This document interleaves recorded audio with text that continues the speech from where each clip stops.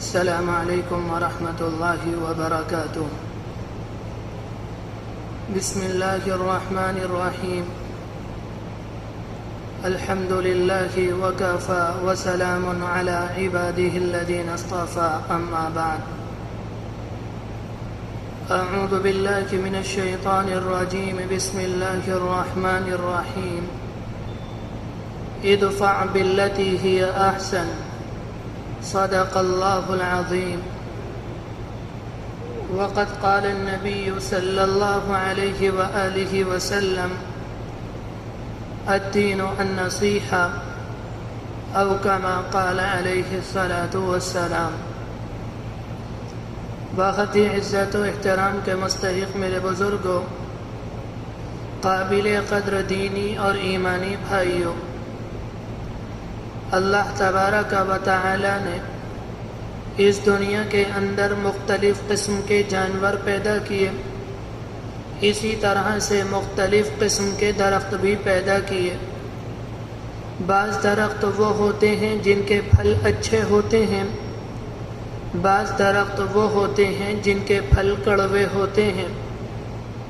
جس درخت کے پھل اچھے ہوتے ہیں لوگ اس درخت سے بھی محبت کرتے ہیں، اسے اپنے گھروں میں لگاتے ہیں، اپنے کھیتوں میں لگاتے ہیں، اس کی نگرانی کرتے ہیں، اسے نقصان پہنچنے نہیں دیتے۔ اور جس درخت کے پھل اچھے نہیں ہوتے، جس میں کیڑے پڑ جاتے ہیں یا جس درخت پر کانٹے ہوتے ہیں، لوگ اس درخت کو محبت نہیں کرتے، اسے اپنے گھر میں نہیں لگاتے، اسے اپنے کھیت کھلیان میں نہیں لگاتے، بلکہ اس درخت کو کاٹ دیتے ہیں، اس لیے کہ جس کا پھل اچھا ہوگا اس درخت سے لوگ محبت کریں گے، اور جس درخت کا پھل اچھا نہیں ہوگا لوگ اس درخت کو کوئی اہمیت نہیں دیں گے۔ بالکل اسی طرح سے انسان کی مثال ہے کہ جس انسان کے اخلاق اچھے ہوتے ہیں لوگ اس انسان سے محبت کرتے ہیں، وہ انسان اللہ کے بندوں کے لیے رحمت بن کر زندگی گزارتا ہے، لوگ اسے اپنے دلوں میں جگہ دیتے ہیں، اس کے پاس جا کر بیٹھتے ہیں، اسے اپنے پاس بٹھاتے ہیں، اس لیے کہ وہ اللہ کے بندوں سے محبت کرتا ہے۔ اور جس کے اخلاق اچھے نہیں ہوتے لوگ اس سے محبت نہیں کرتے بلکہ اس سے نفرت کرتے ہیں، اس سے بغض و حسد کرتے ہیں، اسے اپنے دل میں جگہ نہیں دیتے، نہ اس کے پاس جاتے ہیں، نہ اسے اپنے پاس آنے دیتے ہیں، اس لیے کہ اس انسان کے اخلاق اچھے نہیں ہیں۔ دین اسلام نے اخلاق کے اوپر بہت زیادہ زور دیا۔ اسلام میں انسان اسے کہا جاتا ہے جس کی انسانیت زندہ ہو، جس کے اخلاق اچھے ہوں، جو لوگوں سے محبت کرتا ہو، لوگوں کی مصیبتوں میں کام آتا ہو، لوگوں کے دلوں کو نہ دکھاتا ہو، لوگوں کو تکلیف نہ پہنچاتا ہو۔ جو انسان لوگوں کو تکلیف پہنچاتا ہے، جو انسانوں کے دلوں کو توڑتا ہے، جو لوگوں کے لیے مصیبتیں پریشانیاں کھڑی کرتا ہے، قرآن مجید نے ایسے انسان کو انسان نہیں، قرآن مجید نے ایسے انسان کو حیوان اور جانور کہا ہے۔ کہا اولئک کالانعام، یہ جو لوگوں کو تکلیف پہنچا رہے ہیں، یہ جو لوگوں کے دلوں کو توڑتے ہیں، یہ جو لوگوں کے درمیان اختلاف کراتے ہیں، یہ انسان نہیں، یہ جانور ہیں۔ بل ہم اضل، بلکہ جانوروں سے بھی بدتر ہیں۔ جانور مختلف قسم کے ہوتے ہیں۔ بعض جانور وہ ہوتے ہیں جو اپنی تکلیف برداشت کرتے ہیں، دوسرے پر حملہ نہیں کرتے، جیسے گائے بھینس وغیرہ۔ گائے کتنی ہی بھوکی کیوں نہ ہو، وہ بھوک کی وجہ سے دوسری گائے پر حملہ نہیں کرے گی، وہ اسے پھاڑ کر کھائے گی نہیں، بلکہ وہ اپنی بھوک برداشت کرے گی، بھوک سے مر جائے گی، مگر دوسرے جانور پر حملہ نہیں کرے گی۔ یہ سب سے شریف قسم کے جانور مانے گئے ہیں، جو اپنی تکلیف برداشت کرتے ہیں، دوسروں کو پریشان نہیں کرتے۔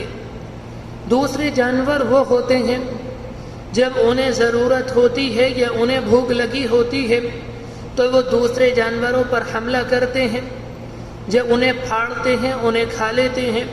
جب ان جانوروں کا پیٹ بھر جاتا ہے تو یہ بھی دوسرے جانور پر حملہ نہیں کرتے، جیسے شیر، چیتا وغیرہ۔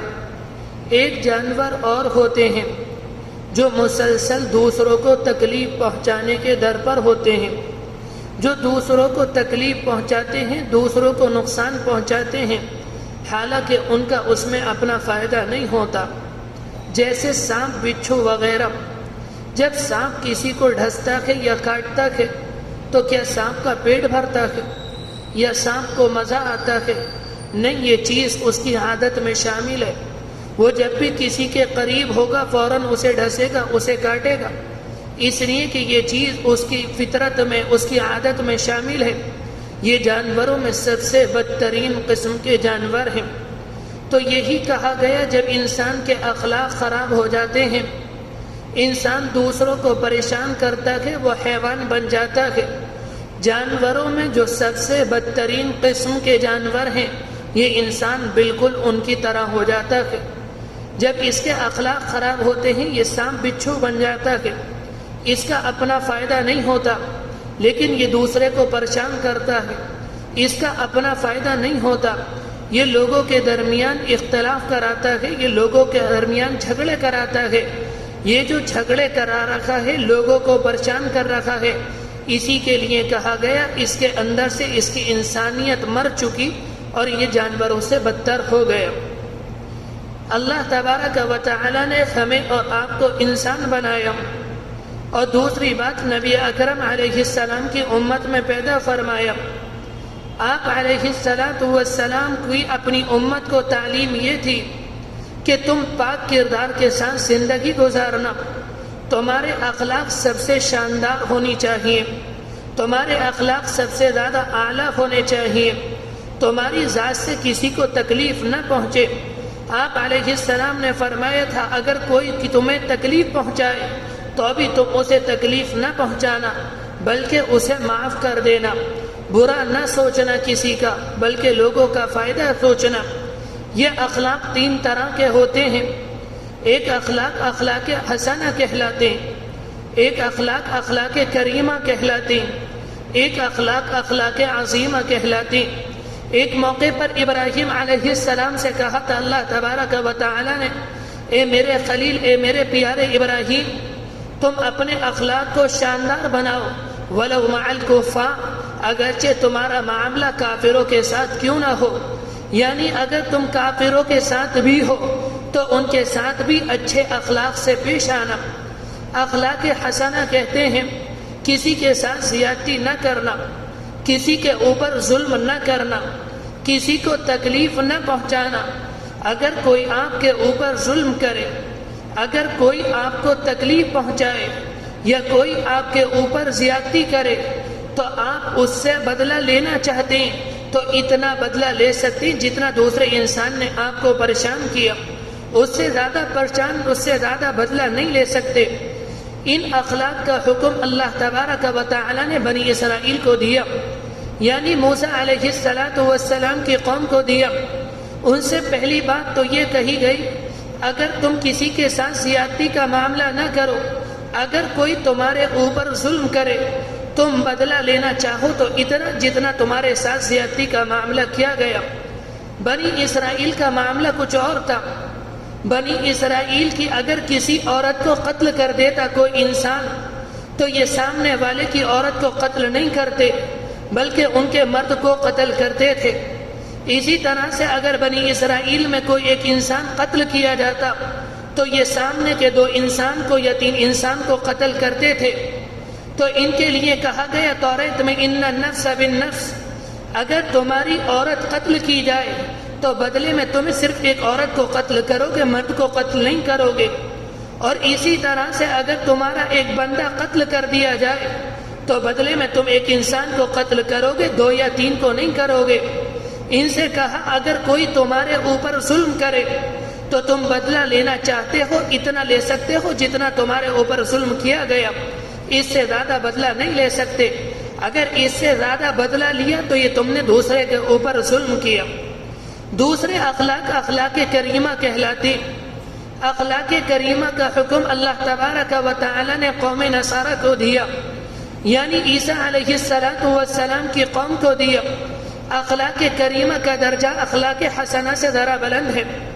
اخلاق کریمہ اس کو کہتے ہیں اگر کوئی انسان آپ کے ساتھ اچھا سلوک کرے آپ اس کے ساتھ اچھا سلوک کریں، اگر کوئی انسان آپ کے اوپر ظلم کرے، کوئی انسان آپ کے ساتھ زیادتی کا معاملہ کرے تو آپ اس کے اوپر ظلم نہ کریں بلکہ اسے معاف کر دیں۔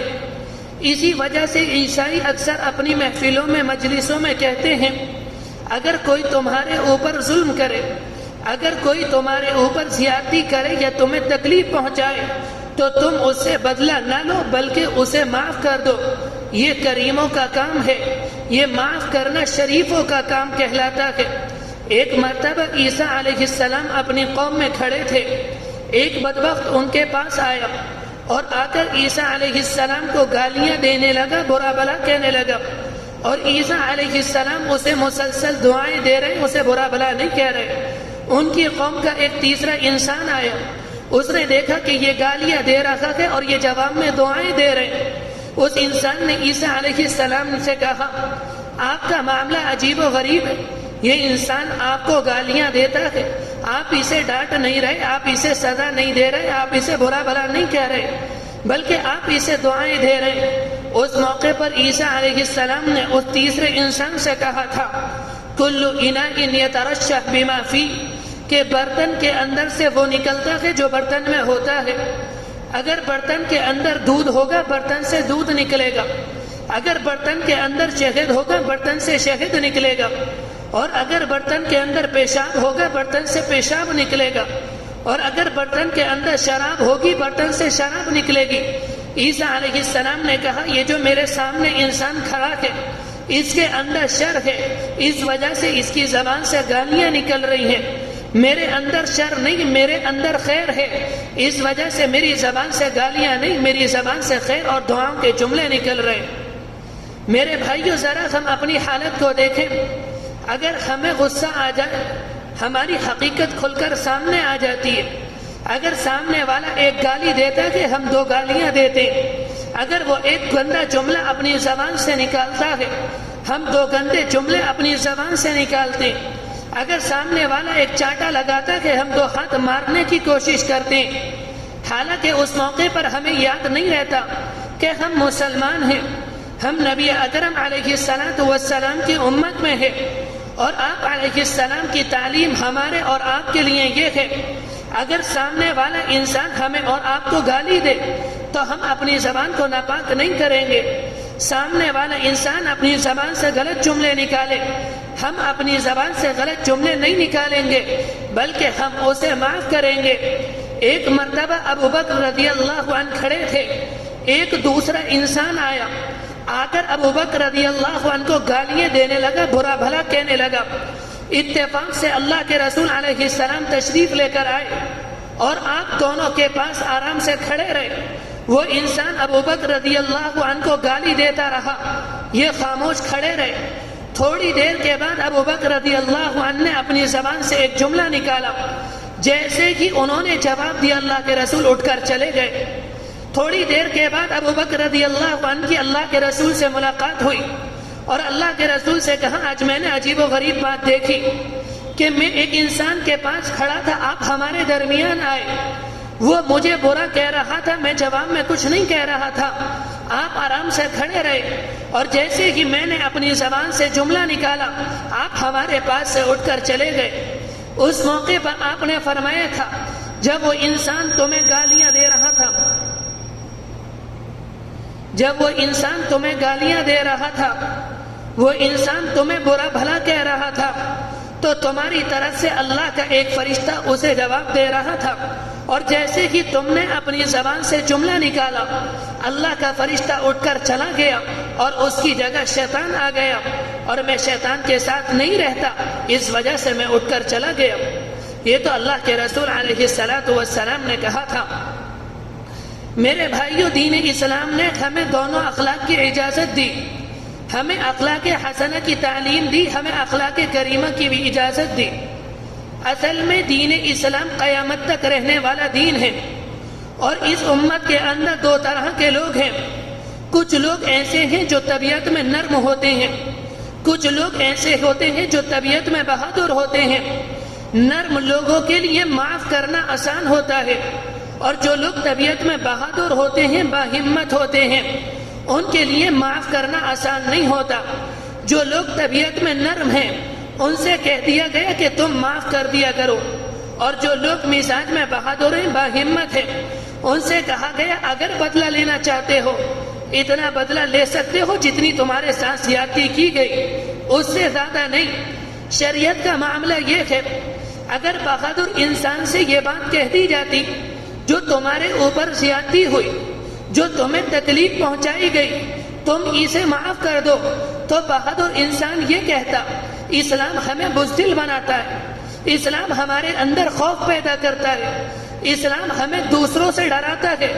اسلام کسی سے ڈراتا نہیں، اسلام انسان کو باہمت بناتا ہے.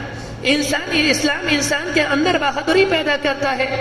اسلام نے بہادر انسان سے کہا جس نے تمہارے ساتھ زیادتی کی اگر تمہیں بدلہ لینا ہے اتنا لو جتنی تمہارے اوپر زیادتی کی گئی، اس سے زیادہ نہیں لے سکتے. اسی طرح سے جو لوگ نرم طبیعت کے ہیں ان سے یہ بات کہہ دی جاتی کہ تم معاف نہیں کرو گے، بلکہ جتنی تمہیں زیادتی کی گئی، جتنا تمہیں پریشان کیا گیا، تم بھی دوسرے کے اوپر اتنی زیادتی کرو، تم بھی دوسرے کو اتنا پریشان کرو.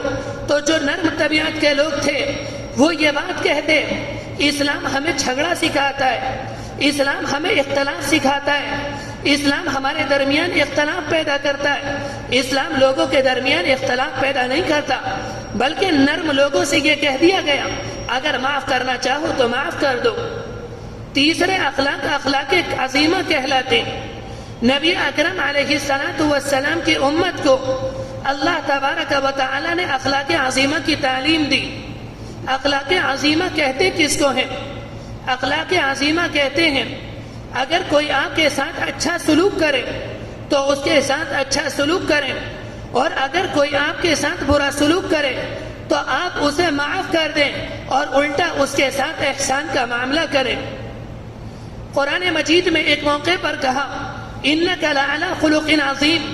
پیغمبر علیہ السلام سے یہ بات کہی گئی کہ دنیا میں سب سے شاندار اخلاق آپ کے ہیں، اس وجہ سے آپ کی امت کے اخلاق دنیا میں سب سے شاندار ہونے چاہیے. اللہ کے رسول صحابہ اکرام کو جب میدان احد کے اندر لے کر آئے، آپ علیہ السلام نے اپنے 50 صحابہ سے یہ بات کہی کہ یہ جو پہاڑی نظر آ رہی ہے تمہیں اس کے اوپر کھڑا ہونا ہے، ہماری شکست ہو یا ہمیں فتح ملے تمہیں اس جگہ کو نہیں چھوڑنا ہے. وہ 50 صحابہ اکرام پہاڑ کے اوپر جا کر کھڑے ہو گئے. کچھ دیر میں دونوں جماعتیں آمنے سامنے ہوئی، کفار کو شکست ہوئی، کفار بھاگ کر چلے گئے. جب انہوں نے میدان کو چھوڑ دیا، جو صحابہ اکرام میدان کے اندر تھے وہ میدان کے اندر آئے، انہوں نے مال غنیمت کو اکٹھا کرنا شروع کیا. جو صحابہ اکرام پہاڑ کے اوپر کھڑے تھے انہوں نے یہ سمجھا اللہ کے رسول کا کہنے کا مطلب یہ تھا کہ دشمن جب میدان چھوڑ کر چلا جائے ہم میدان میں جائیں، اور جس طرح سے یہ مال غنیمت اکٹھا کر رہے ہیں ہم بھی اس طرح سے ان کے ساتھ مال غنیمت اکٹھا کریں، ان کی جا کر مدد کریں. ان کے امیر نے انہیں روکا، ان سے یہ بات کہی اللہ کے رسول نے کہا تھا کہ ہمیں شکست ہو ہمیں فتح ہو ہمیں اس جگہ کو نہیں چھوڑنا. وہ کہنے لگے اللہ کے رسول کے کہنے کا مطلب یہ تھا کہ جب کفار بالکل بھاگ کر چلے جائیں تو میدان کے اندر اترنے میں کوئی حرج کی بات نہیں. وہ اتر کر آئے، یہ ان سے اجتہادی غلطی ہوئی. ان 50 میں سے تقریباً 40 نے پہاڑی کو چھوڑ دیا اور میدان کے اندر آئے. آ کر انہوں نے مال غنیمت اکٹھا کرنا شروع کر دیا. اس وقت خالد ابن ولید جو ایمان لے کر نہیں آئے تھے انہوں نے موقع کو غنیمت جانا، وہ اپنا لشکر پیچھے سے لے کر آئے. اس پہاڑی کے اوپر 10 صحابہ اکرام تھے، پہلے انہوں نے ان 10 کو شہید کیا اور پھر پہاڑ کے اوپر آئے. پہاڑ کے اوپر سے نیچے میدان کے اندر جو صحابہ اکرام مال غنیمت اکٹھا کر رہے تھے ان کے اوپر تیروں کی بارش کی. تقریباً 70 صحابہ اکرام میدان احد کے اندر شہید ہوئے. اللہ کے رسول بہت زیادہ پریشان، اللہ کے رسول کو تکلیف ہو رہی تھی کہ میرے صحابہ نے میری بات نہ مانی، اگر انہوں نے میری بات کو مان لیا ہوتا، انہوں نے اس جگہ کو نہ چھوڑا ہوتا، آج میرے پیارے 70 صحابہ شہید نہ ہوتے۔ اللہ کے رسول کی طبیعت پریشان، آپ رنجیدہ ہو رہے تھے، آپ کو یہ بات ستا رہی تھی انہوں نے میری بات کیوں نہ مانی۔ قرآن مجید کی آیت آئی واعف عنہم، پیغمبر ان صحابہ کو معاف کر دیں، انہوں نے جان بوجھ کر غلطی نہیں کی، ان کی نیت بری نہیں تھی، ان سے سمجھنے میں غلطی ہوئی، یہ سمجھے جب میدان دشمن چھوڑ کر چلے گئے اب اترنے میں کوئی حرج نہیں، ان سے غلطی ہوئی ہے۔ قرآن مجید کی آیت آئی واعف عنہم، پیغمبر پہلے آپ انہیں معاف کریے، اس کے بعد کہا واستغفر لہم، جو ان سے غلطی ہوئی ہے ان کے لیے استغفار کیجیے تاکہ اللہ ان کے گناہوں کو معاف کر دے۔ اس کے بعد فرمایا وشاورہم فی الامر، اپنے دلوں کو ان کی طرف سے صاف کر لیجئے، ان کی طرف سے کوئی کینہ، کوئی بغض، کوئی نفرت آپ کے دل میں نہیں ہونی چاہیے۔ وشاورہم فی الامر، آپ ان سے مشورہ لیجئے۔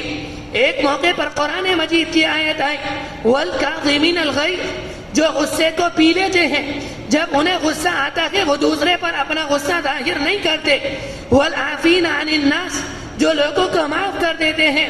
واللہ یحب المحسنین، اللہ ایسے بندوں سے معاف کر دیتا ہے، اللہ ایسے بندوں سے محبت کرتا ہے۔ قرآن مجید میں کہا گیا انک لعلی خلق عظیم، آپ کے اخلاق سب سے شاندار ہیں، آپ انہیں معاف کر دیں۔ یہ 3 اخلاق کہلاتے ہیں، ایک اخلاق حسنہ کہلاتے ہیں، ایک اخلاق کریمہ کہلاتے ہیں، ایک اخلاق عظیمہ کہلاتے ہیں۔ ہم اپنی زندگی کا جائزہ لیں تو تینوں اخلاق کے تینوں درجوں میں سے کوئی اخلاق کا درجہ ہماری زندگی میں نظر نہیں آتا۔ اگر کوئی ہمیں ایک گالی دیتا ہے، ہم 2 گالیاں دیتے ہیں، کوئی اگر ہمارے ایک تھپڑ لگاتا ہے، ہم 2 ہاتھ مارتے ہیں، اگر کوئی ہمیں ذرا سی تکلیف پہنچاتا ہے ہم انتقام کے عادی بن جاتے ہیں، ہمارے دل کے اندر کینہ آ جاتا ہے، ہمارے دل کے اندر بغض آ جاتا ہے، ہم دوسرے سے نفرت کرتے ہیں۔ آپ علیہ الصلوۃ والسلام نے فرمایا تھا، حدیث شریف کے اندر آتا ہے کہ اللہ تبارک و تعالی لیلۃ القدر میں گناہ گاروں کے تمام گناہوں کو معاف کر دیتا ہے، لیکن چند گناہ گار ایسے ہوتے ہیں اللہ ان کے گناہ کو معاف نہیں کرتا۔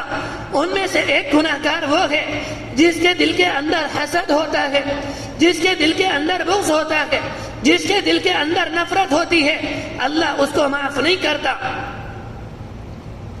ایک مرتبہ اللہ کے رسول بیٹھے ہوئے تھے، اللہ کے رسول کے ایک صحابی آئے، آپ علیہ السلام کے پاس جو صحابہ اکرام تھے، آپ نے ان سے کہا یہ جو صحابی آ رہے ہیں یہ جنتی ہیں۔ ان کا نام لے کر اللہ کے رسول نے یہ بات کہی کہ یہ آنے والے صحابی جنتی ہیں۔ جو ایک صحابی بیٹھے ہوئے تھے ان کے دل کے اندر یہ تمنا ہوئی کہ میں دن و رات ان کے ساتھ رہوں گا، میں ان کے معمولات دیکھوں گا، ان کا کون سا عمل ہے جس کی وجہ سے اللہ کے رسول نے کہا یہ انسان جنتی ہیں۔ یہ ان صحابی کے پاس گئے اور جا کر کہا کہ میں تمہارے گھر رہنا چاہتا ہوں، میں تمہارے گھر مہمان بن کر رہنا چاہتا ہوں۔ انہوں نے کہا تم ہمارے ساتھ رہ سکتے ہو۔ یہ صحابی ان کے ساتھ رہنے لگے، یہ رات میں ان کے ساتھ رہتے، یہ دن میں ان کے ساتھ رہتے، یہ ان کے گھر میں ان کے ساتھ رہتے، یہ ان کی بیوی بچوں کو دیکھنے نہیں گئے تھے، یہ ان کے معاملات جھانکنے نہیں گئے تھے، یہ ان کی گھر کی باتیں سننے نہیں گئے تھے، بلکہ یہ دیکھنے گئے تھے ان کا کون سا عمل ہے جس کی وجہ سے اللہ کے رسول نے انہیں یہ بشارت دی کہ یہ انسان جنتی ہے۔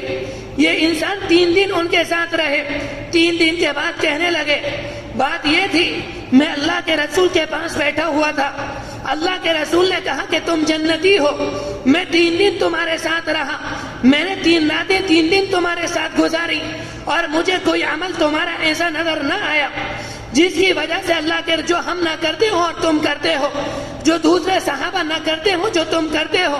یہ کہنے لگے میرا ایسا کون سا عمل نہیں، میرا ایسا کوئی عمل نہیں جو میں تنہا کرتا ہوں اور دوسرے صحابہ اکرام نہ کرتے ہوں، لیکن میرے اندر ایک بات ضرور ہے، جب میں رات کو اپنے بستر پر جاتا ہوں تو دن میں جن لوگوں نے مجھے تکلیف پہنچائی ہوتی ہے، جنہوں نے مجھے برا بھلا کہا ہوتا ہے، جنہوں نے میرے اوپر ظلم کیا ہوتا ہے، میں رات کو انہیں اللہ کے لیے معاف کر دیتا ہوں، میں اپنے سینے کو پاک کرتا ہوں، میں اپنے سینے سے کینے کو نکال دیتا ہوں، میں اپنے سینے سے حسد کو نکال دیتا ہوں، میں انہیں اللہ کے لیے معاف کرتا ہوں اور انہیں معاف کر کر سوتا ہوں۔ شاید میرا یہ عمل ہے جس کی وجہ سے اللہ کے رسول نے میرے جنتی ہونے کی بشارت دی۔ ایک صحابی اللہ کے رسول کے پاس آئے، آپ علیہ السلام نے ان سے کہا کہ جب رات کو اپنے بستر پر جایا کرو، اپنے سینے سے حسد نکال دیا کرو، اپنے سینے سے بغض نکال دیا کرو، اپنے سینے سے کینے کو نکال دیا کرو، سب کو اللہ کے لیے معاف کر دیا کرو، یہ میری سنت ہے، اور جو میری اس سنت پر عمل کرے گا وہ کل قیامت میں میرے ساتھ جنت میں ہوگا۔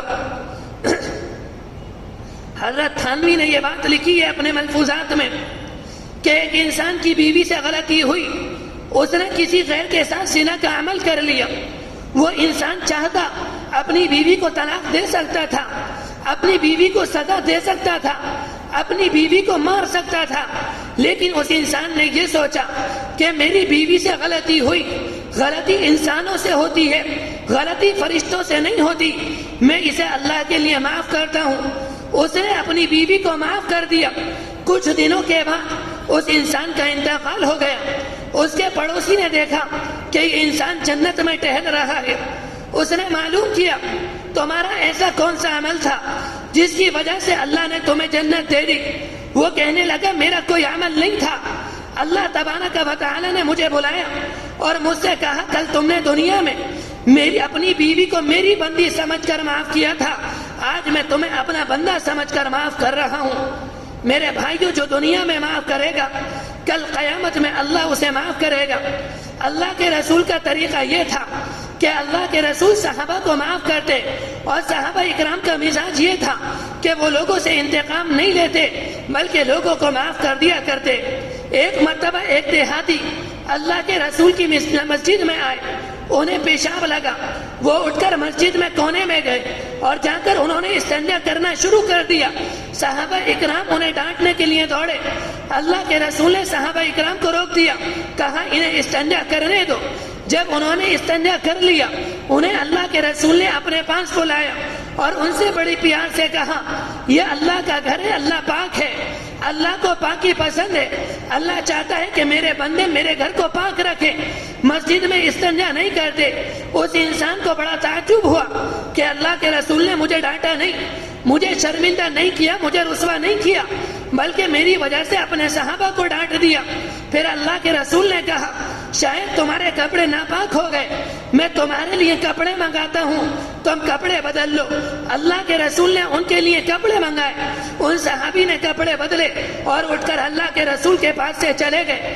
جب وہ اپنی بستی کے پاس پہنچے، جا کر زور زور سے چیخنے لگے، ان کے گھر کے لوگ، ان کی قوم کے لوگ اللہ کے رسول کے ارد گرد ان انسان کے پاس آ کر جمع ہو گئے، کہنے لگے کیا پریشانی ہے؟ کیا تم پر کسی نے حملہ کر دیا؟ کسی نے تمہاری پٹائی کر دی؟ کہنے لگے مجھے کسی نے مارا نہیں، مجھے کسی کا خوف نہیں، میں دنیا کے ایسے انسان کے پاس سے آیا ہوں جو دنیا میں سب سے زیادہ اخلاق کو سکھاتا ہے، جو اخلاق کی تعلیم دیتا ہے، دنیا میں سب سے زیادہ شریف ہے۔ میں نے ان کی مسجد میں پیشاب کیا، انہوں نے مجھے نہیں ڈانٹا، میری وجہ سے اپنے صحابہ کو ڈانٹ دیا، میرے کپڑے گندے ہو گئے، انہوں نے مجھے کپڑے دیے، مجھے وہ انسان بڑا پیارا لگا۔ جب انہوں نے اپنی قوم کے لوگوں سے یہ بات کہی، ان کی قوم کے لوگ کہنے لگے ہم بھی دیکھیں گے وہ انسان کون ہے۔ وہ اللہ کے رسول کے پاس اپنے گھرانے کے، اپنی قوم کے تقریباً 300 لوگوں کو لے کر آیا۔ وہ لوگ اللہ کے رسول کے اخلاق سے اتنے متاثر ہوئے کہ ایک ہی مجلس میں کلمہ پڑھ کر مسلمان ہو گئے۔ یہ اللہ کے رسول کے اخلاق تھے۔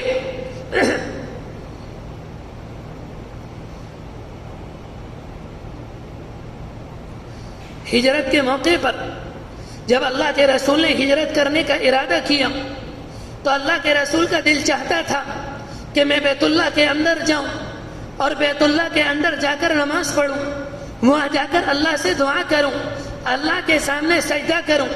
اللہ کے رسول اس انسان کے پاس گئے جس کے پاس بیت اللہ کی چابی تھی۔ وہ انسان مسلمان نہیں تھا، وہ انسان کافر تھا۔ اس سے جا کر کہا ذرا مجھے بیت اللہ کی چابی دے دو، میرا دل چاہتا تھا میں بیت اللہ کے اندر جاؤں، اپنے مالک کی عبادت کروں۔ اس انسان نے اللہ کے رسول کو چابی نہیں دی بلکہ برا بھلا کہا، ڈانٹا اور ڈپٹا۔ اللہ کے رسول کو بہت زیادہ تکلیف ہوئی۔ اس موقع پر اللہ کے رسول نے اس انسان سے کہا کہ ایک وقت آئے گا کہ جس طرح سے بیت اللہ کی چابی آج تمہارے ہاتھ میں ہے، میں خالی ہاتھ کھڑا ہوں، ایک دن آئے گا بیت اللہ کی چابی میرے ہاتھ میں ہوگی اور تم خالی ہاتھ میرے سامنے کھڑے ہوگے۔ وہ انسان کہنے لگا دنیا میں ایسا وقت نہیں آئے گا، اور اگر ایسا وقت آئے گا وہ میرے لیے سب سے خراب دن ہوگا۔ اللہ کے رسول جب ہجرت فرما رہے تھے، آپ نے بیت اللہ کی طرف دیکھا، آپ کی آنکھوں سے آنسو نکل رہے تھے، آپ بیت اللہ سے کہہ رہے تھے میرا دل نہیں چاہتا میں کہ تجھے چھوڑ کر جاؤں، لیکن تیرے شہر کے لوگ مجھے بسنے نہیں دیتے، مجھے رہنے نہیں دیتے، مجھے اللہ کی عبادت کرنے نہیں دیتے، مجھے نماز پڑھنے نہیں دیتے، مجھے بھلائی کا حکم کرنے نہیں دیتے، مجھے برائی سے روکنے نہیں دیتے، میں مجبور ہو کر جا رہا ہوں، مگر مجھے تجھے چھوڑ کر جانے کا دل نہیں چاہتا۔ ایک وقت آیا کہ 8 ہجری میں مکہ مکرمہ فتح ہوا، اللہ کے رسول فاتح بن کر مکے میں داخل ہوئے۔ جب آپ مکہ مکرمہ میں داخل ہوئے، مکے کی عورتیں سمجھ رہی تھیں آج ہماری عزتوں کو لوٹا جائے گا، آج ہمارے بچوں کو، ہمارے جوانوں کو، آج ہمارے بوڑھوں کو ذبح کر دیا جائے گا۔ انہیں یہ باتیں یاد آ رہی تھی جب پیغمبر مکے میں رہتے تھے، ہم ان کے صحابہ کو کس طرح سے گھسیٹتے تھے، انہیں یاد آ رہا تھا ہم نے کس طرح سے بلال رضی اللہ عنہ کو گھسیٹا تھا، انہیں یاد آ رہا تھا ہم کس طرح سے ان کے صحابہ کو برہنہ کر کر آنکھ کے انگاروں پر لٹاتے تھے، انہیں یاد آ رہا تھا ہم نے کس طرح سے سمیہ رضی اللہ عنہ کو شہید کیا تھا، انہیں ان کی یادیں ستا رہی تھی۔ جب بہت دیر ہو گئی اللہ کے رسول مکے میں آئے، ان کی عورتوں نے دیکھا کہ بہت دیر ہو گئی، یہ سارے کے سارے لوگ ہمارے مکانوں پر حملہ نہیں کرتے۔ انہوں نے اپنے مردوں سے کہا ذرا جا کر دیکھو معاملہ کیا ہے۔ جب ان کے لوگ بیت اللہ کے حرم میں آئے، انہوں نے دیکھا اللہ کے رسول کے ساتھ جو جماعت ہے، کوئی نماز پڑھ رہا ہے، کوئی سجدے میں ہے، کوئی مقام ابراہیم کے پاس کھڑا ہے، کوئی بیت اللہ سے چمٹ کر رو رہا ہے، اللہ سے دعا کر رہا ہے۔ اس کے بعد اللہ کے رسول نے بیت اللہ کی چابی منگائی، آپ بیت اللہ کے اندر داخل ہوئے، بیت اللہ کے اندر جتنے بت تھے سارے بت کو منہدم کر دیا، سب کو توڑ دیا گیا، سب کو زمین میں راکھ ملا دیا گیا۔ اس کے بعد آپ بیت اللہ میں گئے، آپ نے جا کر نماز پڑھی، اللہ سے دعائیں کی، بیت اللہ سے نکل کر آئے۔ اس کے بعد دیکھا سامنے صحابہ اکرام کھڑے، سامنے مشرکین کھڑے، اللہ کے رسول کے صحابہ یہ چاہ رہے ہیں، وہ یہ سمجھ رہے ہیں اللہ کے رسول آج بیت اللہ کی چابی ہمیں دیں گے۔ ہر صحابی کی تمنا یہ ہے کہ بیت اللہ کی چابی مجھے ملے، مجھے ملے۔ اللہ کے رسول نے کہا عثمان کہاں ہے؟ اللہ کے رسول نے انہیں بلایا اور انہیں وہ بات یاد دلائی کہ مکہ مکرمہ میں ایک وقت آیا تھا، میں نے تم سے بیت اللہ کی چابی مانگی تھی، تم نے مجھے بیت اللہ کی چابی نہیں دی تھی، لیکن میں تمہارے ساتھ وہ نہیں کروں گا جو تم نے میرے ساتھ کیا تھا۔ میں بیت اللہ کی چابی تمہیں دیتا ہوں اور یہ قیامت تو تمہاری نسل میں رہے گی۔ اللہ کے رسول کے اس عمل سے وہ اتنے متاثر ہوئے، اسی وقت کلمہ پڑھ کر مسلمان ہو گئے۔ میرے بھائیوں، اس زمانے میں بہت سے بھائی کہتے ہیں کہ اسلام اخلاق سے نہیں، اسلام تلوار سے پھیلائے۔ ایک عالم کے پاس ایک مسلمان آئے، ایسے سوال وہ کرتے جو نماز نہیں پڑھتے، جو روزہ نہیں رکھتے، جنہوں نے پیغمبر کی تعلیم کو پڑھا نہیں ہوتا، جنہوں نے قرآن مجید کو سمجھا نہیں ہوتا، ایسے اشکال وہ کرتے۔ ایک مسلمان ایک عالم صاحب کے پاس آئے، آ کر کہنے لگے یہ اسلام اخلاق سے نہیں پھیلا، یہ تو تلوار سے پھیلا ہے۔ عالم صاحب نے معلوم کیا کس طرح سے پھیلا ہے، کہنے لگے اللہ کے رسول کے ارد گرد چند بہادر نوجوان تھے، لوگ ان سے ڈرتے تھے، جن کا نام حضرت عمر تھا، جن میں حضرت علی تھے، جس میں خالد ابن ولید تھے۔ لوگ ان سے ڈرتے تھے، وہ جس کے اوپر تلوار اٹھاتے یا جس میدان میں جنگ کرنے کے لیے چلے جاتے، لوگ ان سے ڈرتے، ان سے ڈر کر اللہ کے رسول کے اوپر ایمان لے کر آتے۔ اس طرح سے اسلام تلوار سے پھیلا ہے، اخلاق سے نہیں پھیلا۔ ان عالم صاحب نے ان کی بات سنی، اس کے بعد معلوم کیا یہ جو چند نوجوان تھے انہیں کس نے متاثر کیا، یہ اللہ کے رسول کے اوپر ایمان لے کر آئے۔ کیا اللہ کے رسول نے حضرت عمر کی گردن پر تلوار رکھ دی تھی؟ کہ عمر اسلام قبول کرو میں تمہاری گردن مار دوں گا، کہ اللہ کے رسول نے خالد ابن ولید کی گردن پر تلوار رکھ دی تھی کہ میرے اوپر ایمان لے کر آؤ تو تم زندہ رہو گے ورنہ میں تمہاری گردن مار دوں گا۔ اللہ کے رسول نے تلوار نہیں رکھی تھی۔ جب ان انسان نے یہ بات کہی، جب عالم صاحب نے ان سے یہ بات کہی تو وہ کہنے لگے یہ تو اللہ کے رسول کے اخلاق سے متاثر ہو کر اسلام میں داخل ہوئے تھے۔ میرے بھائیوں، اسلام اخلاق سے پھیلا کہ اسلام اخلاق سے پھیلے گا۔ اس زمانے میں ہمارے حالات خراب ہو گئے، ہمارے اخلاق خراب ہو گئے، ہم بے ایمان ہو گئے۔ اگر آج ہمارے اخلاق اچھے ہوتے، ہم پاک دامن ہوتے، ہم حرام کو حرام سمجھتے، ہم حلال کو حلال سمجھ رہے ہوتے، تو جس طرح سے اسلام ماضی میں پھیلا اس زمانے میں بھی اس طرح سے اسلام پھیل رہا ہوتا۔ لیکن افسوس اس بات پر ہوتا ہے گناہ ہم کرتے ہیں، بدنام اسلام ہوتا ہے۔ شراب ہم پیتے ہیں، بدنام اسلام ہوتا ہے۔ جوا ہم کھیلتے ہیں، بدنام اسلام ہوتا ہے۔ حرام ہم لیتے ہیں، رشوت ہم لیتے ہیں، سود ہم لیتے ہیں، لیکن ہم اسلام کو بدنام کر رہے ہوتے ہیں۔ کم سے کم اتنی حیا کریں، اتنی شرم ہمارے اندر ہونی چاہیے کہ ہمارے کسی عمل کی وجہ سے اگر اسلام کو ترقی نہیں مل رہی تو اسلام ہمارے عمل سے بدنام بھی نہیں ہونا چاہیے۔ اللہ تبارک و تعالی جو کچھ کہا گیا سنا گیا اس پر عمل کرنے کی توفیق نصیب فرمائے، ہمیں اپنا بندہ بنا لے، ہمارے اخلاق کو درست کر دے، ہمیں اور آپ کو آخری دم تک نبی اکرم علیہ السلام کی ملت پر عمل کرنے والا بنا دے۔ وآخر دعوانا الحمد للہ رب العالمین۔